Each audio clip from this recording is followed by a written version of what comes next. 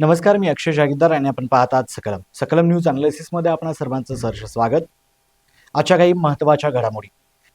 केएमटीचे tyre बदलू शकले नाहीत, पिंक बस कुठून आणणार? खासदार धनंजय महाडकांचा आमदार सतेज पाटलांना टोला। केएमटीच्या नादुरुस्त बसेसचा प्रश्न अद्याप सुटलेला नसताना पिंक बस सारख्या योजना जाहीर करणं म्हणजे जनतेची दिशाभूल असल्याची जहरी टीका खासदार धनंजय महाडिक यांनी आमदार सतेज पाटील यांच्यावर केली आहे। केएमटी प्रशासन सध्या त्यांच्या ताब्यात असताना बसांचे टायर सुद्धा बदलता येत नसतील तर मोफत पिंक बस सेवा कशी चालवणार असा सवाल त्यांनी उपस्थित केलाय। महाडिक म्हणाले की केएमटीकडे असलेल्या बसेसपैकी सुमारे 70 बसेस नादुरुस्त आहेत, त्यांच्या देखभालीसाठी आवश्यक मेंटेनन्सही केले गेलेला नाही। बसेसचे टायर बदलता येत नाहीत, मग नव्या पिंक बसेस कुठून आणणार आणि मोफत प्रवास कसा देणार? दरम्यान केंद्र सरकारच्या पीएमई बस योजनेअंतर्गत कोल्हापूरसाठी 150 इलेक्ट्रिकल बसेस मंजुरी करून आणल्याचा दावा खासदार महाडिक यांनी केलाय। या प्रकल्पासाठी 24 कोटी रुपयांचा निधी मंजूर झाला असून चार्जिंग स्टेशन आणि मेकॅनिकल हबचे काम सुरू आहे। पहिल्या टप्प्यात 100 तर दुसऱ्या टप्प्यात 50 इलेक्ट्रिकल बसेस कोल्हापूरमध्ये दाखल होतील, अशी माहिती त्यांनी दिली। खासदार महाडिक माध्यमांशी बोलत असताना असे म्हणाले की त्यांच्याकडे सरकार नाही, निधी नाही आणि आमदारकी तर फक्त 4 महिन्यांची उरलेली आहे, त्यामुळे अशा परिस्थितीत दिली जाणारी आश्वासनं जनता गांभीर्याने घेणार नाही। या वक्तव्यामुळे कोल्हापूरमधील सार्वजनिक वाहतूक आणि महापालिका निवडणुकीच्या पार्श्वभूमीवर राजकीय आरोप प्रत्यारोप अधिक तीव्र होत असल्याचं चित्र स्पष्ट झालं आहे। लाडक्या बहिणी सावत्र भावांना घरी बसवतील, सत्यजित कदमांचा घणाघात। महापालिका निवडणुकीच्या पार्श्वभूमीवर महायुतीकडून महिला मतदारांना केंद्रस्थानी ठेवत आक्रमक राजकीय भाष्य सुरू झाल्याचं या वक्तव्यातून स्पष्ट होतं। लाडकी बहीण योजनेवरून विरोधकांवर थेट हल्ला चढवत सत्यजित कदम यांनी महिलांना केवळ लाभार्थी नव्हे तर राजकीय शक्ती म्हणून संबोधित केलं आहे। यामुळे महिला मतदारांचे भावनिक आणि राजकीय ध्रुवीकरण साधण्याचा प्रयत्न दिसतो। महायुतीने महिलांच्या सुरक्षितता, स्वच्छता आणि मूलभूत सुविधांचा मुद्दा पुढे करत विकासात्मक अजेंडा मांडलेला असला तरी सावत्र भाऊ असा शब्दप्रयोग करून संघर्षाची धार अधिक तीव्र केली आहे। एकूणच कोल्हापूर महापालिका निवडणुकीत महिला केंद्रित कल्याणकारी योजनाच प्रचाराचा मुख्य आधार ठरणार असल्याचं या संवादामधून स्पष्ट संकेत मिळतात। पुढील बातमी। ड्रोन सर्वेच्या जोरावर शहरातील प्रत्येक घराला प्रॉपर्टी कार्ड। कोल्हापूर शहरातील प्रत्येक घराला प्रॉपर्टी कार्ड देण्याची घोषणा म्हणजे शहरी विकासाच्या दृष्टीने महत्त्वाचा आणि दूरगामी निर्णय मानला जात आहे। ड्रोन सर्वेसाठी मंजूर करण्यात आलेले 2 कोटींचा निधी हा जमिनीच्या नोंदी, मालकी हक्क आणि शहरी नियोजनातील गोंधळ दूर करण्यासाठी उपयुक्त ठरणार आहे। यामुळे सामान्य नागरिकांचे कायदेशीर प्रश्न सुटण्यासोबतच महापालिकेच्या महसूल व्यवस्थेलाही शिस्त येण्याची शक्यता आहे। आमदार अमल महाडिक यांनी कोल्हापूरच्या भविष्यातील मेडिकल हब ओळखीचा उल्लेख करत शहराचा विकास पुढील 50 वर्षाचा विचार करून आखला जात असल्याचा संदेश दिला आहे। अंबाबाई मंदिर परिसराचा कायापालट, नवे रुग्णालय आणि पायाभूत सुविधा प्रकल्प हे विकासाचे ठळक मुद्दे ठरत असून या पार्श्वभूमीवर महायुतीकडून विकास केंद्रित प्रचार अधिक आक्रमकपणे राबवला जात असल्याचं चित्र आहे। दुबार मतदारांवर कडक नियंत्रण, मतदाना दिवशी हमीपत्र अनिवार्य। कोल्हापूर शहरातील मतदार यादीत आढळलेल्या दुबार मतदारांवर प्रशासनाने घेतलेली भूमिका ही निवडणूक प्रक्रियेतील पारदर्शकता वाढवणारी ठरते। 32,000 प्रत्यक्षात 6,115 दुबार मतदार असल्याचं स्पष्ट झालं असलं तरी त्यातील निम्म्याहून अधिकांनी अद्याप हमीपत्र न दिल्याने मतदानाच्या दिवशीच केंद्रावर प्रक्रिया राबवण्याचा निर्णय प्रशासनाच्या सतर्कतेचं द्योतक आहे। दुबार मतदान रोखण्यासाठी ही यंत्रणा महत्त्वाची ठरणार आहे। त्याचवेळी प्रचारावरही कडक नजर ठेवण्यात येत असून विनापरवानगी जाहिरातींवर नोटिसा व खर्च उमेदवारांच्या खात्यात टाकण्याचा इशारा देण्यात आला आहे।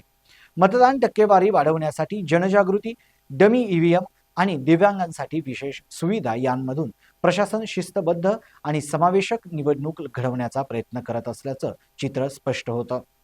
पुढील बातमी आहे। 26 वर्षांनंतर रविवारी केंद्रीय अर्थसंकल्प, परंपरेला पुन्हा छेद। केंद्रीय अर्थसंकल्प 2026-2027 रविवारी सादर होणं हे केवळ तारखेचं नव्हे तर राजकीय आणि प्रशासकीय दृष्टिकोनातून महत्त्वाची घटना आहे। 1999 नंतर पहिल्यांदाच रविवारी निवडण्यात आल्याने सरकार अर्थसंकल्पनाला विशेष राष्ट्रीय प्राधान्य देत असल्याचं संकेत मिळतात। संसदेच्या नियमित कामकाजाबाहेर जाऊन अधिवेशन बोलवणं हे अर्थव्यवस्थेशी निगडीत निर्णयाचं गांभीर्य अधोरेखित करतं। याशिवाय बाजारपेठा, गुंतवणूकदार आणि धोरणात्मक क्षेत्रांवर तत्काळ लक्ष केंद्रित करण्यासाठी हा निर्णय घेतल्याचं मानलं जात आहे. वाजपेयी काळातील ऐतिहासिक निर्णयाची पुनरावृत्ती करत मोदी सरकार अर्थसंकल्पनाला राजकीय प्रतिकात्मकतेसोबत आर्थिक संदेश देण्याचा प्रयत्न करत आहे. त्यामुळे हा अर्थसंकल्प केवळ आकड्यांचा नाही, तर सरकारच्या आगामी आर्थिक दिशेचा स्पष्ट आरसा ठरणार आहे. पुढील बातमी आहे, 10% अट लागू, विरोधी प्रतोदांचे मंत्रिपद व सुविधा रद्द.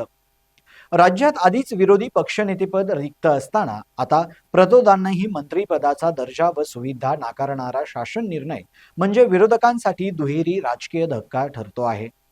सभागृहात किमान 10% संख्याबळाची अट लावून सरकारने नियमाधारित भूमिका घेतली असली तरी प्रत्यक्षात यामुळे विरोधी बाकावरील पक्षांची संस्थात्मक ताकद आणि प्रभाव कमी होणार आहे. 2017 पासून मिळत असलेल्या मानधन, कार्यालय कर्मचारी व इतर सुविधा बंद झाल्याने विरोधकांची सभागृहातील समन्वय क्षमता आणि आक्रमकता मर्यादित होण्याची शक्यता आहे. सत्ताधारी आणि विरोधकांमधील आधीच असलेली संख्यात्मक दरी या निर्णयामुळे अधिक रुंदावली असून राज्याच्या विधिमंडळात सशक्त विरोधकांची कमतरता अधिक ठळकपणे समोर येत आहे. पुढील बातमी आहे, बंगालच्या खाडीत चीन, पाक, बांगलादेश त्रिकोण भारतासमोर नवसागरी आव्हान. बंगालच्या उपसागरात चीनची वाढती लष्करी हालचाल, पाकिस्तानचा उघड पाठिंबा आणि बांगलादेशची वाढती जवळीक यामुळे भारताच्या सागरी सुरक्षेला बहुआयामी धोका निर्माण झाला आहे. सीमारेषेवर तणाव कायम ठेवतानाच चीन आणि समुद्री आघाडीवर भारतावर दबाव वाढवण्याचा प्रयत्न करत असल्याचं स्पष्ट दिसतं. चीनी संशोधन व गुप्तचर जहाजांची उपस्थिती ही केवळ वैज्ञानिक नसून रणनीतिक हेरगिरीचा भाग असल्याचं संकेत मिळतात. भारतानेही या आव्हानाला प्रत्युत्तर देत अण्वस्त्रक्षम पाणबुडी, क्षेपणास्त्र चाचण्या आणि नव्या सागरी तळांची उभारणी सुरू केली आहे. त्यामुळे बंगालची खाडी आता केवळ व्यापाराचा मार्ग न राहता भारत चीन सामरिक संघर्षाचा महत्त्वाचा केंद्र बनत चालली आहे. आगामी काळात या क्षेत्रातील प्रत्येक हालचाल भारताच्या राष्ट्रीय सुरक्षेसाठी निर्णायक ठरणार आहे. पुढील बातमी आहे, अमेरिका फर्स्टचा आघात, ISA सह 65 आंतरराष्ट्रीय संघटनांतून अमेरिकेची माघार. डोनाल्ड ट्रम्प यांच्या नेतृत्वाखाली अमेरिकेने घेतलेला हा निर्णय म्हणजे बहुपक्षीय जागतिक व्यवस्थेलाच दिलेला धक्का मानला जात आहे. संयुक्त राष्ट्रांसह 65हून अधिक आंतरराष्ट्रीय संघटनांतून माघार घेत अमेरिकेने अमेरिका फर्स्ट धोरण अधिक टोकाला नेले आहे. हवामान बदल, लोकसंख्या, पाणी व्यवस्थापन आणि पर्यावरण संवर्धनासारख्या जागतिक प्रश्नांपासून दूर राहण्याची ही भूमिका अमेरिकेच्या पारंपरिक नेतृत्वावरच प्रश्नचिन्ह उभं करते. भारतासाठी हा निर्णय विशेषतः महत्त्वाचा आहे, कारण इंटरनॅशनल सोलर अलायन्स हे पंतप्रधान नरेंद्र मोदींच्या जागतिक नेतृत्वाचं प्रतीक मानलं जातं. अमेरिकेच्या माघारीमुळे ISAच्या निधी, प्रभाव आणि वेगावर परिणाम होऊ शकतो. मात्र दुसरीकडे या निर्णयामुळे भारताला स्वतंत्र जागतिक नेतृत्वाची संधी मिळू शकते. अमेरिका मागे हटत असताना हवामान बदल आणि नवी ऊर्जा या क्षेत्रात भारत, युरोप आणि इतर देश अधिक सक्रिय भूमिका घेतात का, हे आगामी काळात निर्णायक ठरणार आहे. या होत्या आजच्या ठळक घडामोडी आणि त्याचं सविस्तर विश्लेषण. पाहत राहा सकलम न्यूज अनालिसिस. धन्यवाद.